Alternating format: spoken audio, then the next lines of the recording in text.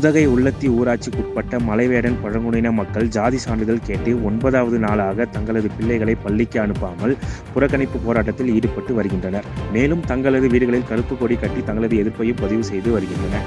மலைவேடன் ஜாதி மக்களுக்கு பழங்குடியின ஜாதி சான்றிதழ் வழங்கக் கோரி கடந்த 8 நாட்களாக பன்னிமரம் பகுதியில் கிராமத்தில் முகப்பு வாயிலில் கூடாரம் அமைத்து போராடி வந்த நிலையில் 9வது நாளான இன்று உதகையில் மஸ்னகுடி சாலையில் மறியலில் ஈடுபட்டு வருகின்றனர். பள்ளி மாணவர்கள் பள்ளிக்கு புறக்கணிப்பு போராட்டத்தில் ஈடுபட்டு வந்த நிலையில் இன்று மாணவியர்கள் பெற்றோர்களுடன் கிராம மக்கள் இணைந்து சாலை மறியலில் போராட்டத்தில் ஈடுபட்டு வந்தனர்.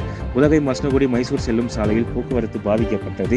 இதனால் சிறிது நேரம் அங்கு பரபரப்பு ஏற்பட்டுள்ளது. பாதகம் செய்பவரை கண்டால் நாம் பயம் கொள்ளலாகாது பாப்பா. மோதி மிதித்துவிடு பாப்பா, அவர் முகத்தில் உமிழ்ந்துவிடு பாப்பா. அண்மை செய்திகளை உடனுக்குடன் தெரிந்து கொள்ள இணைந்திருங்கள் எம் நாடு தொலைக்காட்சியுடன்.